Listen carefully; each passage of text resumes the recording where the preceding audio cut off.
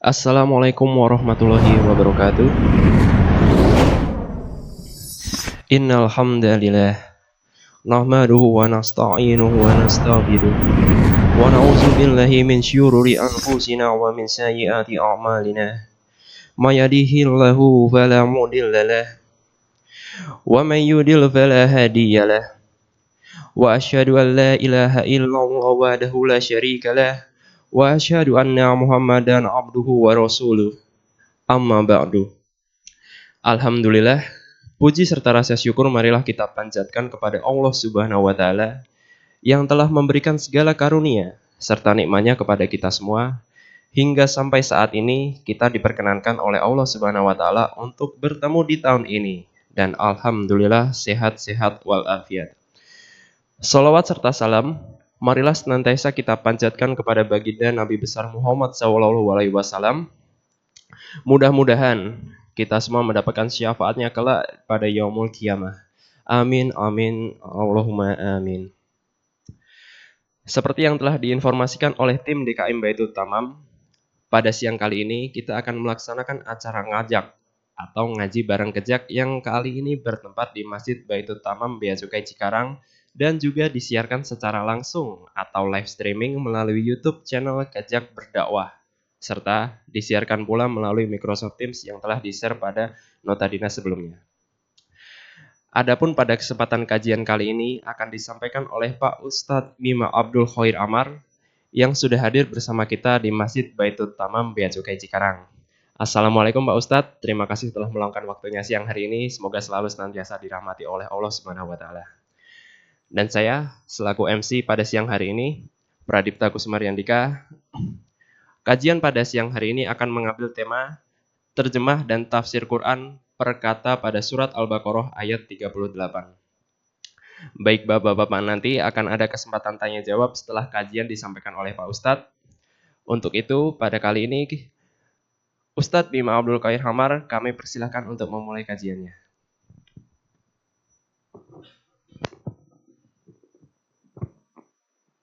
Bismillahirrahmanirrahim. Assalamualaikum warahmatullahi wabarakatuh. Alhamdulillahi rabbil alamin. Wassalatu wassalamu ala asyrafil anbiya'i wal mursalin. Sayyidina wa maulana wa nabiyina Muhammadin wa ala alihi wa ashabihi ajma'in, amma ba'du. Yang saya hormati, yang saya ta'zimi, para pejabat, para pelaksana, teman-teman di Bea Cukai Cikarang, dan juga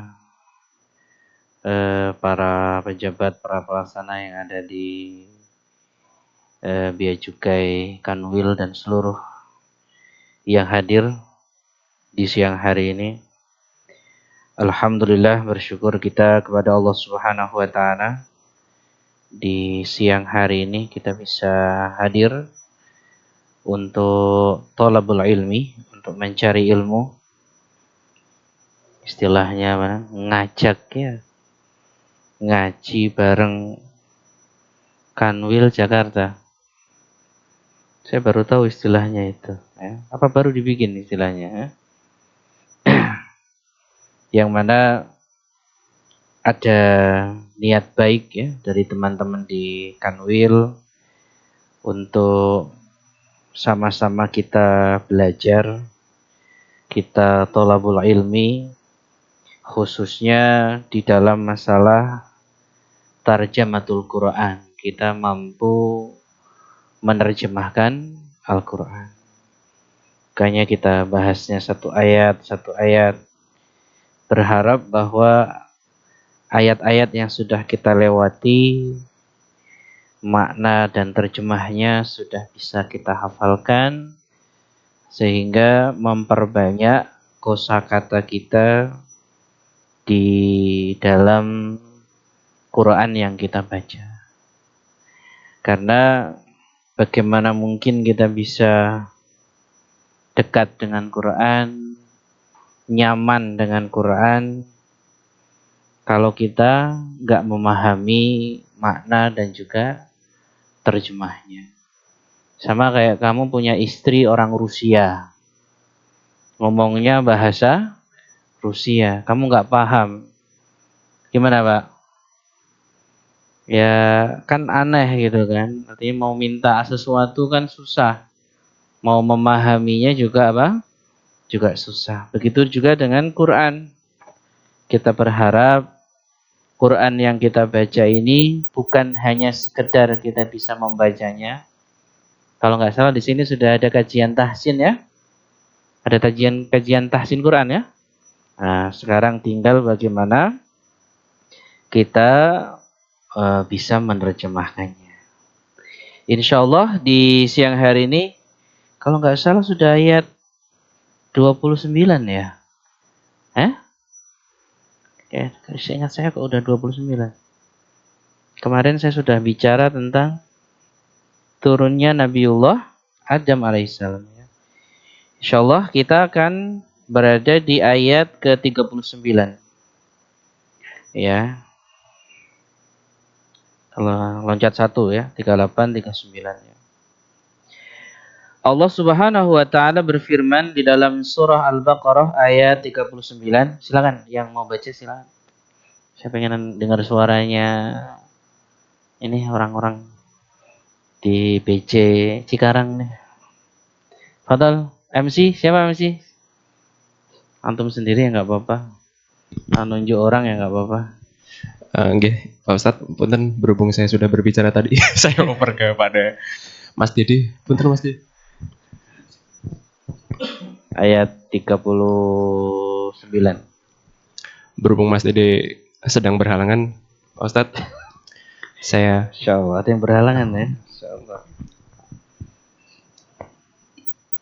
Bismillahirrahmanirrahim. Wallazina kafaru wa kazzabu bi ayatina ulaika ashabun nari hum fiha khalidun. Masya Allah. Ini yang baca Quran siang hari ini, kita doakan tahun ini bisa umroh. Amin, amin, amin. Amin, Pak. Amin, Pak. Masya Allah. Allah Subhanahu wa taala berfirman, "Walladzina kafaru wa kadzdzabu bi ayatina ulaika ashabun nari hum fiha khalidun." Walladzina, dan orang-orang kafaru. Apa artinya kafaru, Pak? Orang-orang yang kafir. Sekarang bahasa kafir itu terkesan kasar, sehingga banyak yang mengganti dengan non-muslim. Padahal bahasa kafir itu bahasa yang sangat halus. Kafir itu artinya hajaba, menutup. Bahasa Inggrisnya cover. Buku itu kalau dikasih apa Pak? Sampul. Sampulnya itu namanya apa? Cover. Ya. Cover itu ya kafaro itu. Sehingga orang kafir itu sebenarnya orang yang menutup. Artinya menutup, artinya dia tidak mau membuka hatinya untuk beriman kepada Allah dan beriman kepada Rasulullah. Halus kan sebenarnya.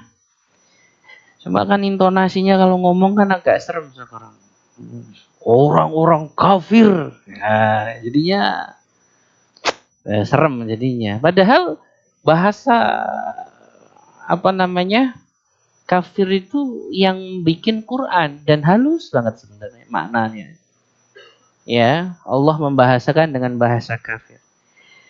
Dan setiap agama punya sebutannya bagi orang-orang yang tidak mempercayai kepercayaan mereka. Ya, jadi ya biasa-biasa saja sebenarnya. Ya, sekarang sedikit-dikit viral, dikit-dikit apa? Viral. Maka kadang kita ngomong kayak gini juga ngeri juga, ya. Makanya harus kita fahami bahwa makna kafaru, orang-orang yang kafir, mereka yang kafir, Kata kafir itu perlu kita tegaskan punya makna adalah menutup. Artinya menutup, mereka tidak mau membuka hatinya untuk beriman kepada Allah dan juga beriman kepada Rasulullah.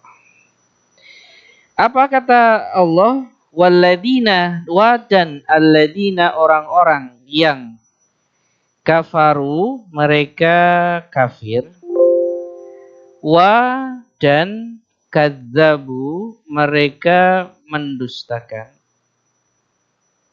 Ya, kadzabu, mereka apa? Mendustakan. Kadzabu, mereka mendustakan. Kalau orang yang dusta, kadzibun. Ya, orang yang dusta. Kadzabu, mereka mendustakan dengan ayatina, ayat-ayat kami. Jadi mereka menutup diri untuk mempercayai Allah dan Rasul-Nya dan mendustakan ayat-ayat kami. Ayat-ayat Allah adalah apa? Ayat-ayat Allah adalah Al-Quran. Nah, ini gak percaya sama Quran, gak percaya sama isinya Al-Quran. Apa balasannya? Apa ancamannya? Kata Allah, ulaika, mereka itu ashabun nar. Ashab jamak, mufradnya sahib. Sahib sudah jadi bahasa Indonesia. Sahib artinya apa, Pak? Teman. Nah, tapi di sini artinya temannya neraka kan nggak bisa. Penghuni, ashab artinya adalah penghuni-penghuni an-nari, neraka. Hum, mereka, fiha, di dalamnya, di dalam neraka, khalidun, mereka kekal selamanya. Jadi wa dan alladzina, orang-orang yang kafaru, mereka kafir. Wa dan kadzabu, mereka mendustakan. Bi, dengan ayatina, ayat-ayat kami. Ulaika, mereka itu ashabu, penghuni-penghuni an-nari, neraka. Hum, mereka, fiha, di dalamnya, khalidun, mereka kekal. Khalidun, mereka kekal. Baik, silakan yang mau baca terjemahnya. Sudah saya ini terjemahkan perkatanya. Silakan. Contekannya dikirim, contekannya. Sudah ada contekan kan? Nah, Fadal. Silakan MC. Baik, untuk kesempatan berikutnya. Dimusuhin orang MC-nya, nunjuk-nunjuk orang mulu ya. Mas biarin aja, tanggung jawabnya dia.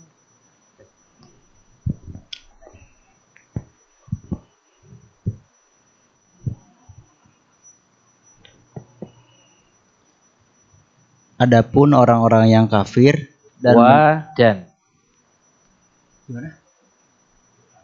Perkata. Iya, perkata kan ada. Oh, Perkata. Wa dan waladina, dan orang-orang kafaru, kafir, wakadabu, dan mereka mendustakan, bi ayatina, ayat-ayat kami, ulaika, mereka itu, ashabu, penghuni, innari, neraka, an-nari, bukan an-nari, neraka, hum, mereka, fiha, di dalamnya, khaliduna, kekal mereka. Mereka kekal selamanya. Kita doakan yang baca terjemah punya istri orang Arab. Amin. Ya, amin. Udah menikah, Pak? Oh, udah nikah. Masya Allah. Kok kayaknya belum lihat wajahnya. Oh, sudah nikah. Mau nambah lagi gak? Oh, nggak mau. Masya Allah. Tapi bener nih, saya itu saya itu takjub dengan orang-orang bea cukai. Setia-setia orang. Ya, pokoknya tongkrongan anak bea cukai itu jarang yang ngomongin itu. Ya. Beda kalau tongkrongannya para pembisnis-pembisnis, orang-orang yang bisnismen itu, bahasnya itu mulu ya. Masya Allah. Setia-setia orang bea cukai. Setiap tikungan ada. Setia. Jadi kata Allah Subhanahu wa taala, orang-orang yang kafir menutup diri wa kadzabu dan mendustakan ayat-ayat Allah, mereka adalah penghuni neraka, akan dimasukkan ke dalam apa? Neraka. Saya pernah membahas di pertemuan sebelumnya tentang muwasafatul jannah. Tanda-tanda dan juga kenikmatan-kenikmatan yang ada di surga. Saya pernah membahasnya. Kalau antum ingin tahu penjelasan di Qur'annya tentang sifat-sifat surga, ada 2 surat yang banyak menjelaskan hal itu. Yang pertama ada di dalam surah Al-Waqiah dan yang kedua ada dalam surat Al-Insan. Jadi itu banyak sekali bercerita tentang kenikmatan-kenikmatan surga. Ya, masih ingat nggak? Apa buah yang ada di surga? Buah yang ada di surga apa? Huldi. Keluar lagi kamu dari buah tin, ya. Apalagi buah yang ada di surga? Ya Allah, antum nggak tahu buah di surga? Nggak niat masuk surga bagaimana? Anggur ada, pisang ada, nangka nggak ada nangka, ngawur nangka, apa? Durian, ya, kurma ada, ya, kurma ada, anggur ada, apa? Antum, ada. Kalau kita minta mah ada, ya. Kalau minta ada, lahum fiha ma yasyaun, ya. Bisa kita minta semuanya. Ya. Makanya tapi yang jelas ada itu yang tadi, dan ada satu buah surga yang yang begitu nikmat buahnya, yaitu buah bidara. Fi sidrin makhdud. Buah apa? Buah bidara. Pernah lihat pohon bidara, Pak? Pernah lihat pohon bidara? Ya Allah, ada pohon bidara, ya. Pohon bidara, lihat Google nanti ya. Ketika pohon bidara nanti muncul tuh. Buahnya kecil-kecil kayak apel kecil buah bidara. Makanya saya selalu ngomong, kalau nanam buah itu bisa sebisa mungkin buah-buah yang ada di surga. Jadi rasanya itu kayak di surga. Ya, kadang orang nanam tanaman di rumah janda bolong. Apalagi lidah apa? Lidah mertua. Gak keren. Kamu tuh nanam barang kok gak keren-keren nih. Nanam tuh buah bidara, pohon bidara. Jelas. Nanti pohon itu nanti ada di surga. Kalau lihat pohon itu, ya Allah, ini pohon nanti ada di surga. Ya. Apa namanya? Banyaklah karakter-karakter atau sifat-sifat surga yang sudah kita jelaskan. Nah, nanti antum murajaah lagi, baca kembali di dalam surat Al-Waqiah dan juga surat apa? Al-Insan. Nah, sekarang kita akan membahas lebih luas tentang Darul Bawar, atau kita membahasakan An-Nar, yaitu neraka. Ya, harus seimbang. Kita tahu surga, juga kita harus tahu apa? Neraka. Yang pertama yang harus kita ketahui dari semua muwasafatun nar, sifat dari neraka adalah yang pertama tentang apa? pintu neraka. Ya. Kalau surga ada berapa pintunya, Pak? Ya Allah, nggak tahu Pak. Pintu surga itu nggak tahu. 7 itu pintu neraka, Pak. Masya Allah. Ketuker Bapak ini nanti. eh, 8. Subhanallah. Antum orang mau kayak gak pengen masuk surga kalau saya lihat kayaknya nih. Pintunya aja nggak ngerti. Antum kan udah punya kuncinya. Apa kuncinya, Pak? La ilaha illallah. Kan udah ada kuncinya, ada. Pintunya ada berapa? 8. Gitu loh. Kalau pintu surga itu 8 pintu. Nah, 8-8-nya ini adalah pintu amal.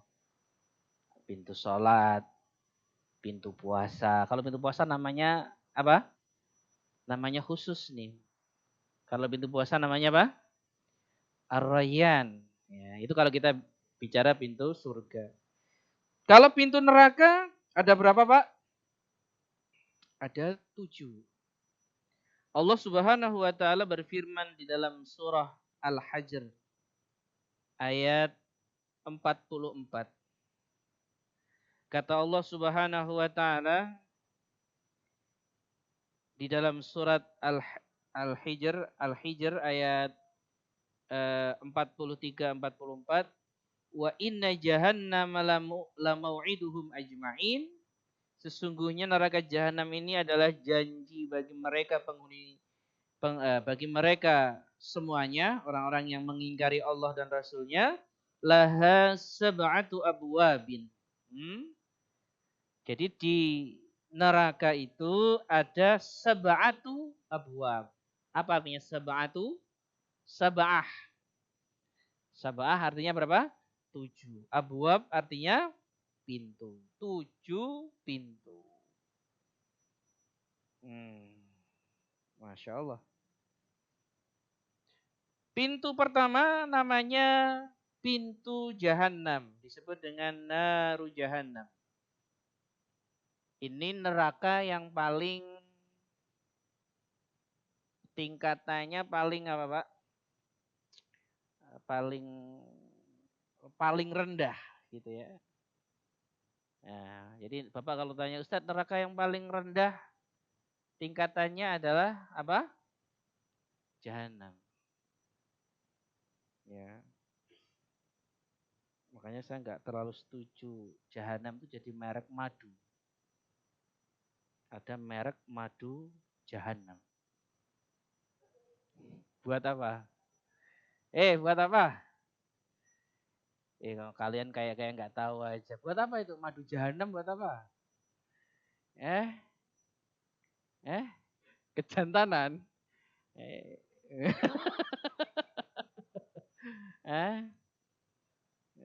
Oh, bukan maju. Apa namanya? Yo, apa ya? Pengalaman antum sama saya. Apa namanya?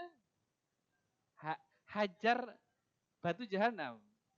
Iya, hajar itu batu. Iya, hajar itu batu. Batu Jahanam. Buat apa, Pak? Oh, buat apa? Oh, Masya Allah. Masya Allah. Emang udah selemah itu apa, Pak ya?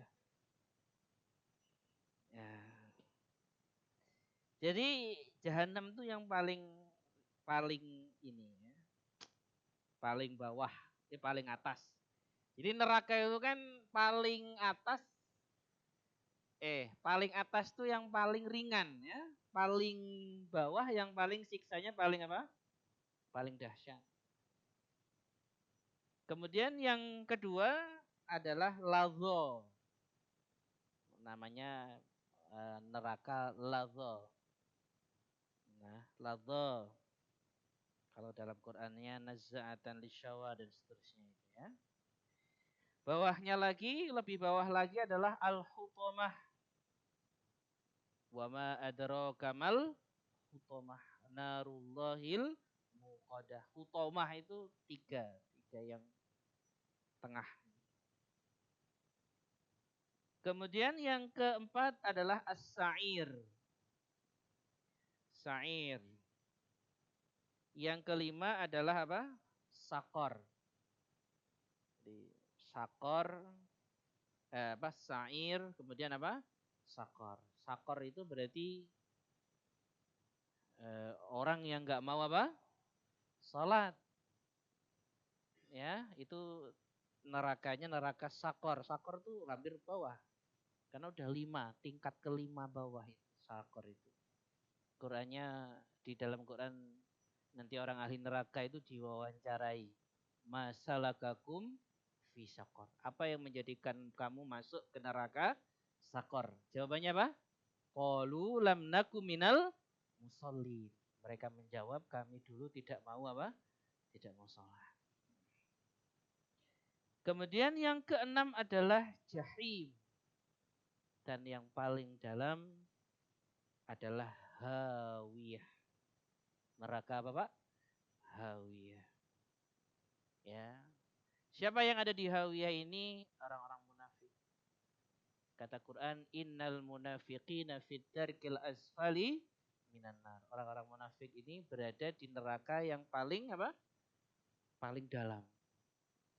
Jadi kalau surga itu semakin tinggi, semakin apa namanya, nikmatnya semakin baik gitu. Kalau surga itu semakin ke bawah, siksanya semakin apa? Semakin pedih gitu. Jadi 8 pintu surga, 7 pintu apa? Neraka. Nah, bagaimana orang-orang nanti akan masuk ke neraka? Allah Subhanahu wa taala berfirman dalam surat Az-Zumar ayat 71, wasiqal ladina kafaru ila jahannam zumara. Akan digiring orang-orang yang kafir itu masuk ke neraka jahanam zumara dengan berkelompok. Jadi orang masuk neraka itu sendirian apa bareng-bareng? Ternyata bareng-bareng. Ya. Bagaimana keadaan mereka ketika masuk? Bagaimana keadaan mereka ketika mereka masuk? Mereka kalau di dalam surat Al-Insan itu dijelaskan apa? Apa namanya? Mereka di apa? Diberikan as-salasil wa aghlalan. Salasil wa aghlalan. Salasil itu kalau dalam Quran surat Al-Insan ya ayat keempat, inna a'tadna lil kafirina salasila wa aghlalan wa sa'ir. Orang yang masuk neraka sa'ir mereka akan diberikan salasil. Salasil itu rantai yang mengikat tangan dan kaki. Kalau aghlalan rantai yang mengikat apa? Leher.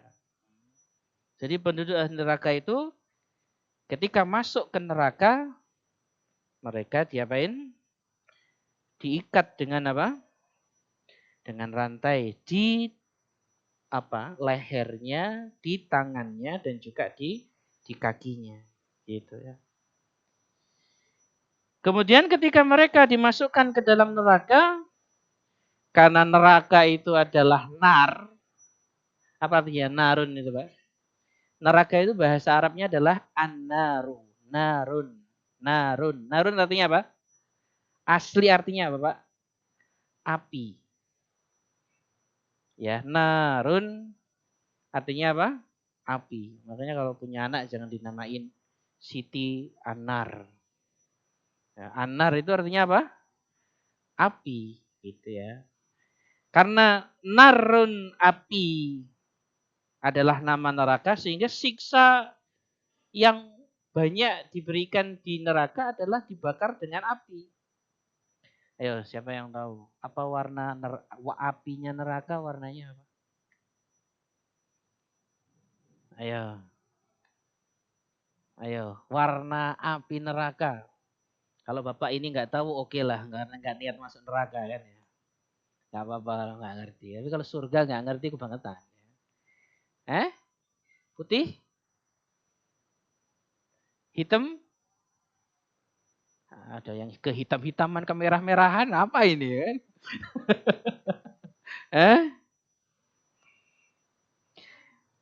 Rasulullah Shallallahu Alaihi Wasallam bersabda di dalam hadis yang diriwayatkan oleh Imam At-Tirmidzi,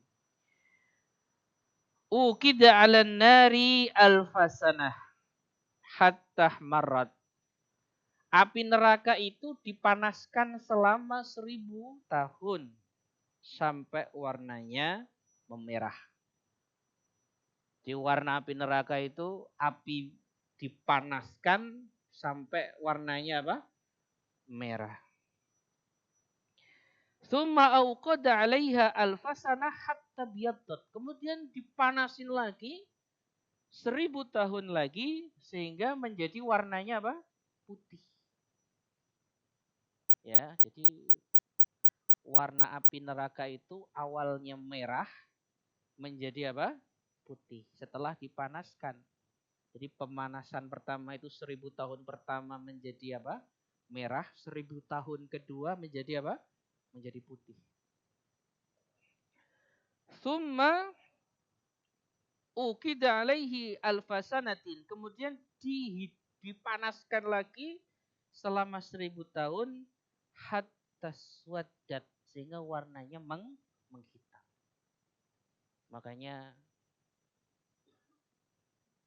Uchiha Itachi itu apa? Ketawa. Emang kamu doang yang baca-baca kayak gitu ya kan? Apinya itu apa namanya apinya? Masya Allah. Amaterasu. Itu warna apinya apa? Warnanya hitam. Ya. Yang tua-tua mohon maaf nggak ngerti bahasa saya ini ya. Ini bahasanya anak Gen Z sama milenial. Ya, jadi apa namanya? Warnanya adalah hitam. Ya, makanya saya juga nggak ngerti kok mereka bisa pakai api warna hitam itu terinspirasi dari mana? Mungkin ya terinspirasi dari hadis juga ya. Api di neraka itu memang warnanya adalah apa? Hitam. Gitu. Nah, bagaimana apa namanya api tersebut apa namanya bahasanya? Bagaimana api tersebut ketika menyentuh badan kita? Perhatikan ya. Api itu baru tersentuh kaki kita, maka yang mendidih adalah otak kita. Bayangin ya. Jadi kalau kesentuh itu api di kaki kita, yang mendidih apa? Otak kita. Dan itu menjadi siksa neraka yang paling ringan katanya. Kalau kayak gitu. Insya Allah. Makanya api yang ada di dunia itu juz'un min sab'ina juz'an. Satu bagian dari 70 bagian dari neraka, dari api yang ada di neraka. Jadi api kita yang di dunia ini yang paling panas. Bukan api-api kompor ya. Api kita yang paling panas. Mungkin lahar atau apa itu ya. Paling panas. Itu 1/70 dari api neraka. Api neraka yang ada.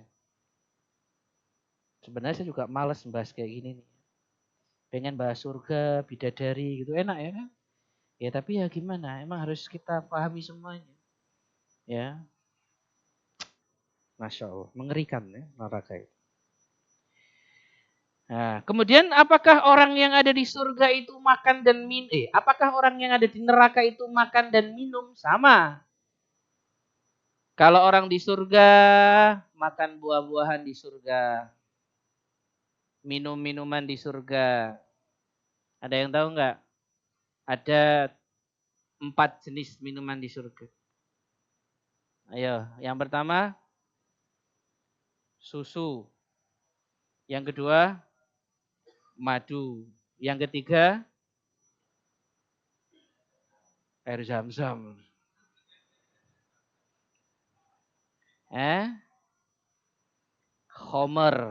Khomer ya. Khomer itu ya anggur itu dah. Ya kan? Anggur fermentasi itu ya. Jadi khomer, susu, enggak, madu enggak. Susu, madu. Ya Allah. Apa? Air yang dicampur dengan kafur. Kafur itu batu yang wangi. Ya, kafuron. Air yang bercampur dengan apa? Kafur. Yang keempat, minuman di surga. Zanjabila. Surat Al-Insan. Zanjabil. Apa artinya zanjabil? Zanjabil. Zanjabil itu jahe. Maka bahaya kalau kamu nggak doyan jahe, ini bahaya. Minuman ahli surga itu zanjabil. Zanjabil itu apa? Jahe. Jahe hangat ya, Masya Allah. Ya kan? Ada surat Al-Insan, antum baca. STMJ ya. Sholat terus maksiat jalan ya.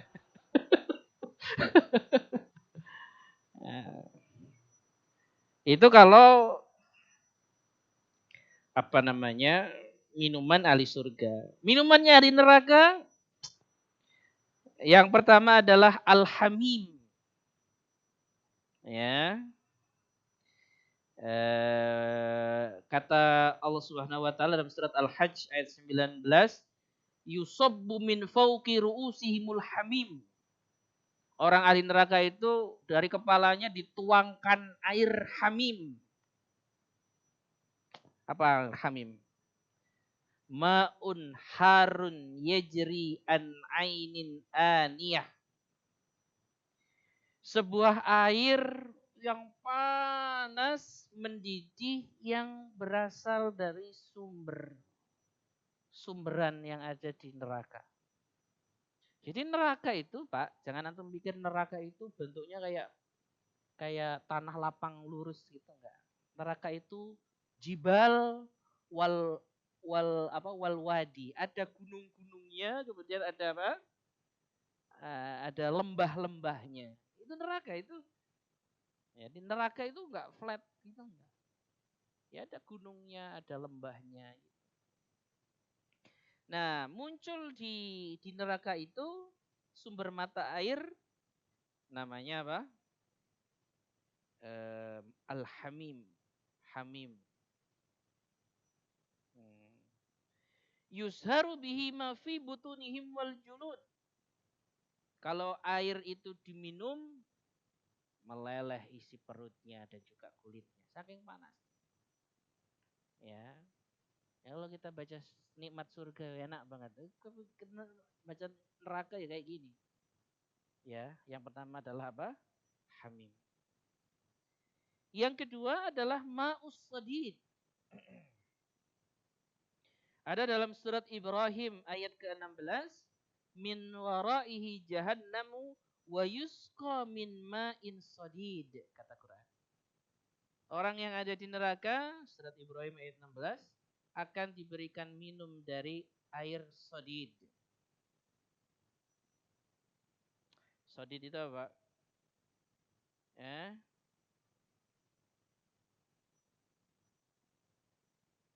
Ma'u kadrin yahwi kamiyatin minas sadid.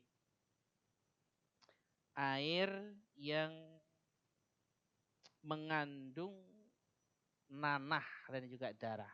Jadi kan gini Pak, orang kan disiksa di neraka. Kemudian muncul darahnya, muncul ininya, itu kan ngalir Pak ya. Nah, aliran itu terus kumpul gitu ya. Terus jadi apa? Jadi air. Jadi air kalau yang hamim itu ininya apa? Air sumberannya yang panas itu, kalau sodid itu sudah hamim, udah panas tapi bercampur dengan bekas-bekas siksa gitu kan. Yang isi siksa itu adalah darah dan juga nanah. Masya Allah. Yang ketiga adalah ma'ul muhul. Ma'un sakhinun harun. lakinnahu ka'annahu nuhas al-mudzab. Ya, yang ketiga, yang kedua adalah ma'ul muhal. Ada dalam surat Al-Kahfi. Wa iyastaghisu, kalau orang ahli neraka itu minta minum, yughasu bima'in kal muhal. Gitu ya. Mereka akan dikasih minum ma'in kal muhal. Apa artinya ma'ul muhal?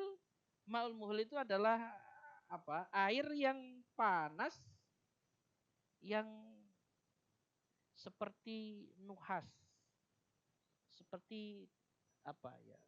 Jadi ada air yang sumberan namanya hamim, ada yang bercampur namanya sodid, ada yang sengaja dipanaskan di tembaga namanya apa? Muhel. Jadi sengaja ada pemanasnya biar semakin apa? Biar semakin panas. Hah? Kemudian yang apa namanya? Yang terakhir dan ini yang paling menjijikkan adalah ma'un nahril ghautah. Ya, ma'un nahril ghautah. Air yang bercampur dengan bekas siksanya kemaluan-kemaluan orang-orang yang berzina. Masya Allah ya. Ya, jadi ada nahrun yajri min furujil mumisat yu'adzi ahlan nari riha furujihim. Jadi ma'un ghautah itu karena siksanya diambil dari orang-orang yang ahli zina, airnya itu sangat bau. Ya, bau sekali. Sehingga nama airnya adalah ma'un nahri al-ghautah. Ya, ini.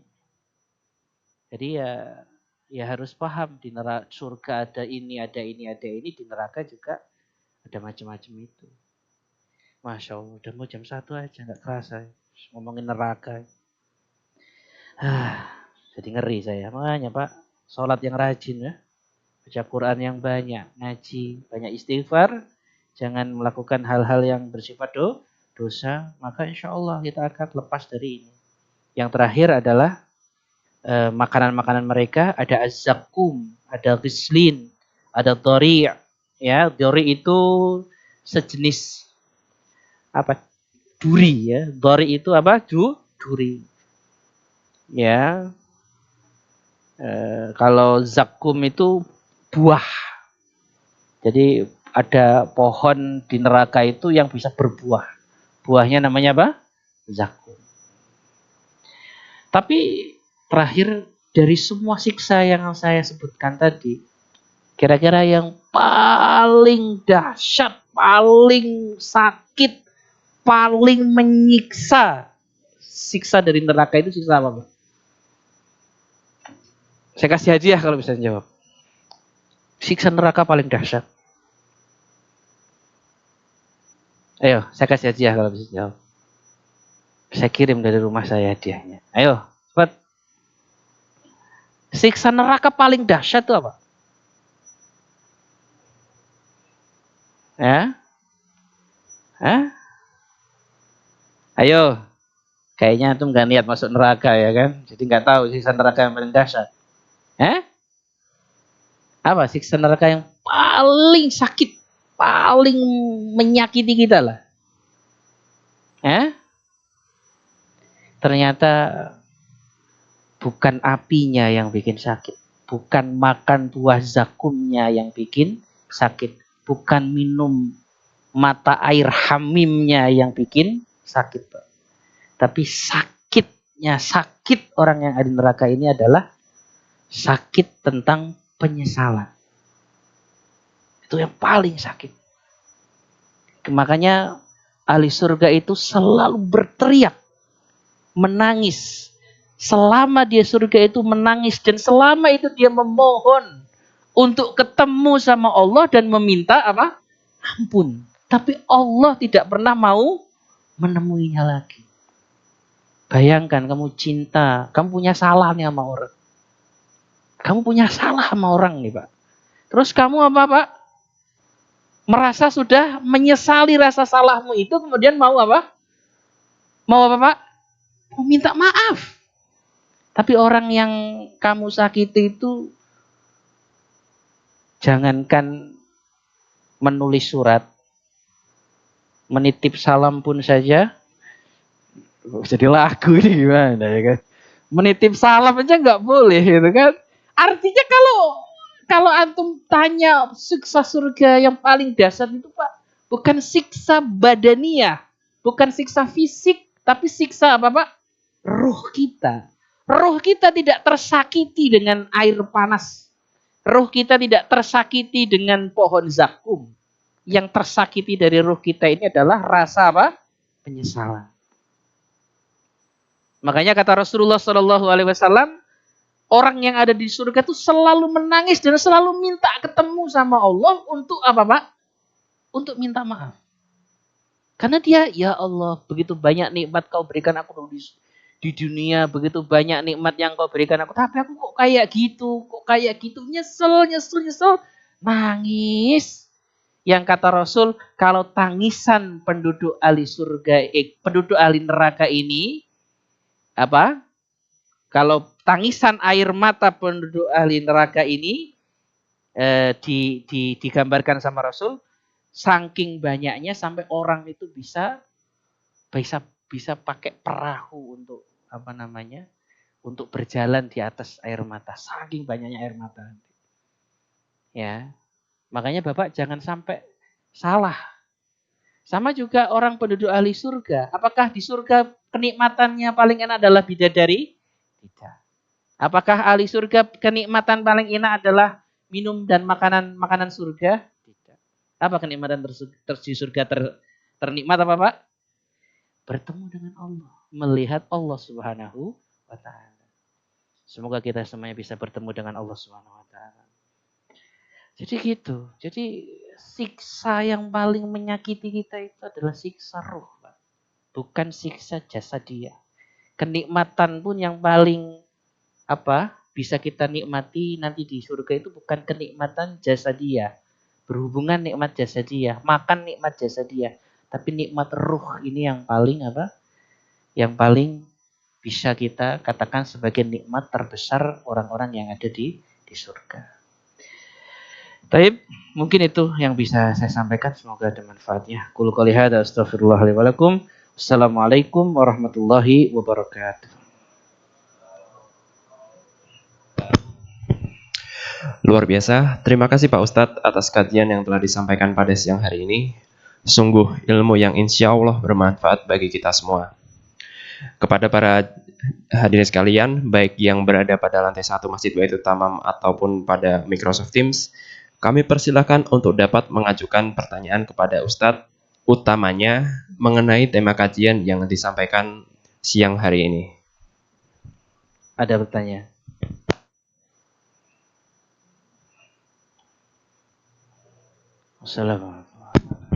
Assalamualaikum warahmatullahi wabarakatuh. Waalaikumsalam.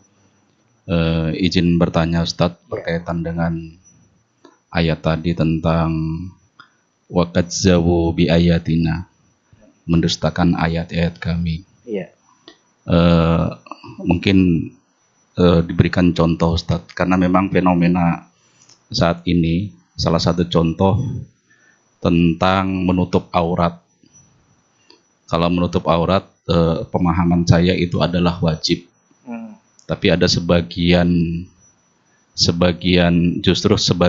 ulama atau sebagian kiai justru menutup aurat itu tidak wajib. Apakah ini bagian dari mendustakan ayat-ayat kami, Ustaz? Baik. Terima kasih. Jadi makna dari wakadzabu bi ayatina kidzaba. Wakadzabu, dan mereka mendustakan bi ayatina dengan ayat-ayat kami. Artinya dia tidak mempercayai informasi yang ada di dalam Quran. Ya bukan hanya menutup aurat, adanya surga, adanya neraka. Kan saya tadi ketika saya jelaskan, saya kutip ayatnya, enggak, saya kutip hadisnya. Ya. Ketika antum enggak percaya, masa sih nanti di neraka, nanti di surga begini, nanti di neraka begini, itu juga termasuk wakadzabu bi ayatina kitab. Dan termasuk mendustakan ayat-ayat Allah adalah tidak percaya dengan hukum-hukum yang ditetapkan oleh Allah Subhanahu wa taala. Kalau antum belum bisa melakukan, setidaknya kau imani sesuatu itu. Ya, ada seorang perempuan yang masih terbuka auratnya karena tuntutan kerja. Dia nggak bisa menutup auratnya, dia butuh pekerjaan itu. Terus dia masih bekerja di tempat itu, saumpama. Ya, saya katakan kepada perempuan yang seperti itu, kita katakan kepada mereka, ya kamu tetap harus mengakui bahwa menutup aurat hukumnya apa? Wajib, tapi kamu belum bisa apa? Melakukannya. Karena kalau sudah sampai takdzib, mendustakan hukumnya Allah, ini bahaya. Bisa masuk wa kadzdzabu bi ayatina, bisa masuk mendustakan ayat-ayat Allah. Makanya harus kita bedakan antara meninggalkan hukum dengan mengingkari kewajibannya. Orang tidak mau sholat. Apa hukumnya orang tidak mau sholat? Sholat zuhur loh. Ada kata sholat zuhur. Ada orang ngaku Islam tapi nggak mau sholat zuhur. Apa hukumnya? Kita tafsil. Kalau dia tidak melakukan sholat, masih mengimani bahwa sholat itu suatu apa? Kewajiban, dia nggak melakukan karena rasa malas mungkin. Karena mungkin apa? Banyaknya aktivitas pekerjaan dan lain-lain. Tapi kalau ditanya, kenapa kamu nggak sholat? Saya belum bisa gitu atau bagaimana? Tapi kalau ditanya masih wajib nggak sholat? Masih. Ya, berarti fasik. Orang tersebut tidak keluar dari agama Islam, tapi termasuk pelaku dosa besar. Tapi kalau sudah mengingkari, makanya hati-hati Pak dengan ingkar isi Quran itu, hati-hati. Ya, makanya tadi kayak masalah menutup aurat pun harus dirinci juga. Nah, ini fahami yang bapak-bapak kan punya anak perempuan, punya istri ya, tolong difahami ya. Menutup aurat itu khilaf para ulamanya. Yang pertama adalah dalam madhab Al-Imam Asy-Syafi'i rahimahullahu ta'ala dan juga pendapat sebagian madhab Ahmad itu mengatakan seluruh tubuh laki perempuan itu adalah apa? Aurat. Jadi wajahnya, tangannya semua aurat. Mayoritas ulama mengatakan seluruh tubuhnya perempuan aurat kecuali apa? Wajah dan apa? Telapak tangan. Jadi kakinya tetap apa? Aurat. Itu mayoritas ulama. Madhab Imam Abu Hanifah mengatakan semua tubuh perempuan itu aurat kecuali wajah, tangan itu sampai siku sini. Jadi perempuan terbuka seperti ini dalam madhab Imam Abu Hanifah masih dikatakan apa? Menutup aurat. Jadi tangan ini sampai sini, sampai siku. Kemudian yang kaki, dari mata kaki ke bawah ini juga tidak termasuk aurat dalam madhab Imam Abu Hanifah. Makanya orang Indonesia katanya pengikut mayoritas Syafi'i, menurut saya enggak. Yang ngaku-ngaku, so madhabmu apa Syafi'i? Menurut saya enggak. Karena dalam bab aurat ternyata kau tidak pakai madhab Syafi'i. Karena kau pakai madhab Abu Hanifah. Buktinya apa? Istrimu kalau belanja ke depan, beli sayur, pakai kaos kaki enggak? Enggak kan? Berarti kan madhabnya tidak madhab apa? Madhab Syafi'i gitu kan. Jadi kita harus tahu batasan-batasan itu. Selain itu sudah nggak ada lagi. Itu udah paling ringan. Ya, makanya harus paham hukum-hukum dan tidak boleh mengingkari hukum yang ma'lumun bid-darurah yang sudah sangat disepakati ulama itu tidak boleh diperselisihkan. Gitu. Tapi ada pertanyaan lain silakan.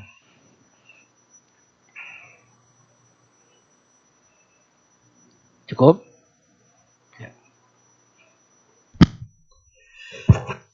Baik, terima kasih kepada Ustadz Bima atas penjelasan yang telah disampaikan kepada kami semua atas pertanyaan yang disampaikan oleh Pak Ade. Semoga bermanfaat bagi kita pekerjaannya, insya Allah. Apabila memang masih ada pertanyaan yang ingin disampaikan oleh para jamaah sekalian, dapat disampaikan kepada Ustadz setelah kajian ini atau bisa disampaikan kepada perwakilan DKM Masjid Baitul Tamam. Dan terima kasih kepada Ustadz Bima Abul Khair Amar yang telah meluangkan waktunya pada siang hari ini. dan berkenan memberikan kajian serta berbagi ilmu yang tentunya sangat bermanfaat bagi kita semua. Selain itu, terima kasih juga kepada para jamaah yang telah hadir dan berpartisipasi dalam kajian ilmiah pada duhur di siang hari ini. Semoga apa yang dibahas tadi dapat memberikan manfaat dan menjadi bekal kita dengan lebih baik lagi untuk kedepannya. Saya selaku MC izin undur diri dan memohon maaf apabila ada kesalahan dalam perkataan dan perbuatan yang saya bawakan kepada acara kajian kali ini. Izinkan saya untuk memimpin penutupan pada siang hari ini dengan doa kafaratul majlis. Subhanakallahumma wa bihamdika asyhadu an la ilaha illa anta astaghfiruka wa atubu ilaik. Wassalamualaikum warahmatullahi wabarakatuh.